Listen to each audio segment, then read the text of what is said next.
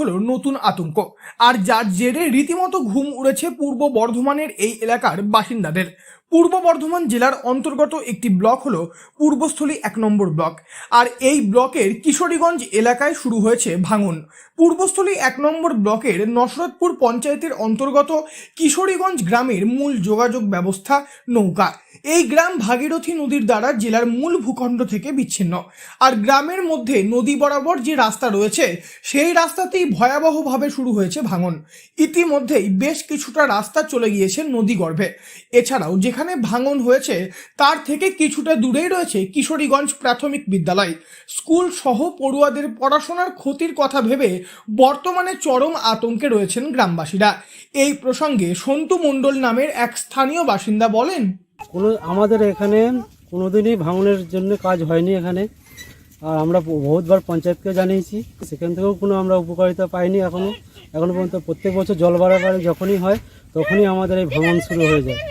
এর জন্য আমাদের নিকটই গ্রাম এলাকা আমাদের 100 মিটারও দূর নয়, আর হয়তো কয়েক চাপা পড়লেই হয়তো আমরা গ্রামটা ভাঙতে।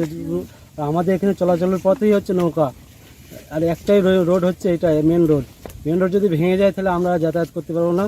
আমরা সরকারের কাছে, প্রশাসনের কাছে অনুরোধ যেন আমাদের এই রাস্তাটা বহুত জলদি যেন তাড়াতাড়ি আমাদের যাতায়াত ব্যবস্থা সুব্যবস্থা করে দেয়। পাশেই হচ্ছে আমাদের চাষের জমির ওপর দিয়ে যেতে হচ্ছে। চাষের জমি যারা মালিক তারা অবজেকশন জানাতে আসা যাওয়ার বন্ধ করে দিচ্ছে। পূর্ব বর্ধমান জেলার পূর্বস্থলীর সবজি চাষ এবং তাঁত শিল্পের জন্য ভালো খ্যাতি রয়েছে।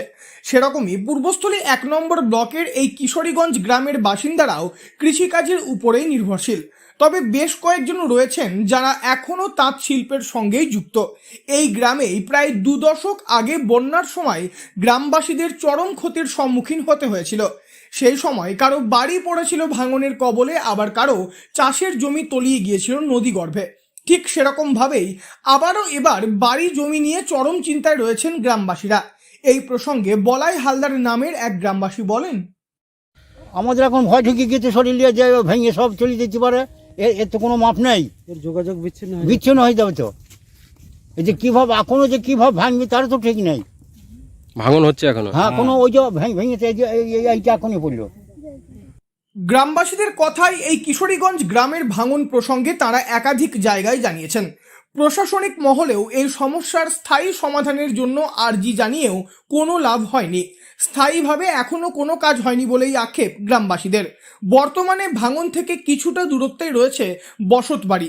গ্রামবাসীদের মতে প্রশাসনের তরফে অবিলম্বে কিছু ব্যবস্থা না নেওয়া হলে তাদের চরম ক্ষতি হবে। পূর্ব বর্ধমান থেকে বনোয়ারিলাল চৌধুরী, লোকাল 18 বাংলা।